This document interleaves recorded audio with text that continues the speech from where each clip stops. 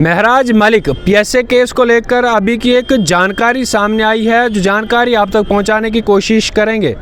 आप सब जानते हैं कि आज एमएलए महराज मलिक की जो है वो हियरिंग थी और आज के दिन एमएलए महराज मलिक के सपोर्टर्स हों या फिर वोटर्स हैं, वो इस चीज़ का इंतज़ार कर रहे थे कि जनाब महराज मलिक के हक़ में फ़ैसला आता है या नहीं आता है। तो इससे चलते मैंने आपको कल भी एक खबर बताई थी कि जिनके पास वो केस जो है वो पहले था, यानी कि जस्टिस मोहम्मद यूसुफ वानी जी के पास उनका केस था। फ़िलहाल के तौर पर अब जो है ऑनरेबल जो जस्टिस हैं राजेश जो ख़ास करके शेखरी है, उनके पास जो है ये केस था।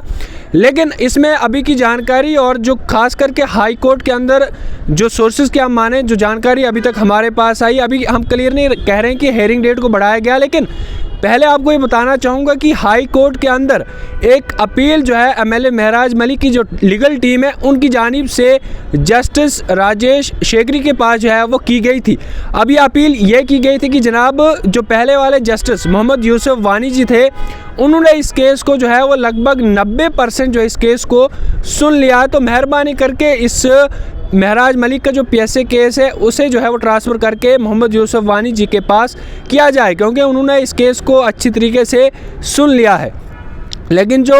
ख़ास करके ऑनरेबल जस्टिस राकेश शेखरी है, उनकी जानिब से ये कहा गया कि मेरे पास कोई भी अथॉरिटी नहीं है जो इस केस को मैं ट्रांसफ़र दूसरे जज साहब के पास कर सकूं। लेकिन अगर आपको ये करना है तो आपके पास जो है आपने जो है वो ख़ास करके जो है वो जस्टिस यानी कि सुप्रीम कोर्ट जाना है और वहाँ से एक एप्लीकेशन वहाँ पर देनी है, और उसके बाद अगर किया गया तो फ़िलहाल के तौर पर ये केस जो है ये मेरे पास आया है और इस केस को मैंने ही सुनना है। लेकिन आपकी जानकारी के लिए ये बताना चाहूँगा कि अगर इस केस को अगर सुनना है तो ज़ीरो से इसे स्टार्ट करना है। लेकिन लीगल टीम का ये कहना है कि जनाब हम जो है वो नहीं कह सकें, क्योंकि एक बार हमने इस चीज़ को अपनी बात जो है वो कह दी है। अब जो है लगभग अब सरकारी जो वकील हजरात है, अब उन्होंने अपनी बात को जो है वो जज साहब के सामने जो है वो रखनी थी।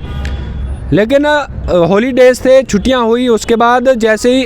छुट्टियां ख़त्म हुई उसके बाद मोहम्मद यूसुफ वानी जो ऑनरेबल जस्टिस हैं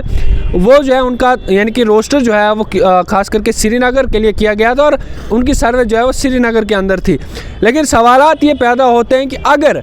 मोहम्मद जो ख़ास करके जो यूसुफ साहब है ये तो कश्मीर के अंदर हैं, श्रीनगर हाई कोर्ट के अंदर है, लेकिन अगर राजेश शेखरी के पास अगर इस केस को सुनना है तो फिर ज़ीरो से इस केस को स्टार्ट करना है। यानी कि पहले ही तारीख पर तारीख दी गई है, लगभग 3 से 4 महीने पहले ही हो चुके हैं। अगर इस केस को दोबारा से सुना गया तो आप इस चीज़ को मान के चलिए कि जनाब अभी भी 4 से 5 महीने आने वाले लग सकते हैं, क्योंकि लीगल टीम को दोबारा से शुरुआत करनी है कि जनाब एमएलए महराज मलिक को पीएसए क्यों लगा, किस कारण से जो है इस पीएसए को जो है एमएलए महराज मलिक को बुक किया गया। तमाम चीज़ें 3 महीने पहले जो है वो लीगल टीम ने क्लियर जो है वो ऑनरेबल जज जो मोहम्मद यूसुफ वानी है उनके पास कर ली हैं। लेकिन अब देखना ये होगा कि अब जो नए वाले ऑनरेबल जस्टिस आए हैं, अब इसमें अगर इन्होंने सुना तो जनाब इस केस को दोबारा से सुनना है। लेकिन लीगल टीम एमएलए महराज मलिक का एक साफ कहना है कि हम जो है वो नहीं सुनेंगे, क्योंकि इस केस को दोबारा से जो पहले वाले जज थे, क्योंकि उन्होंने लगभग 90% इस केस को सुन लिया है। अब कुछ ही समय के बाद ये भी मालूम चल पड़ेगा कि जनाब क्या इस डेट को हियरिंग डेट जो खास करके इसे बढ़ाया जाता है या कोई फ़ैसला आता है। फ़ैसला तो फ़िलहाल के तौर पर मुझे नहीं लगता क्योंकि आएगा या नहीं आएगा, क्योंकि तारीख पर तारीख तो दी जा रही है। उसी के चलते जनाब जज साहब को भी यहाँ से दूसरी जगह रोस्टर चेंज किया गया। अब देखने वाली बात होगी क्या कुछ जो है वो हाई कोर्ट के अंदर क्या कुछ जो है अभी कुछ ही समय के बाद वो भी मालूम चल पड़ेगा।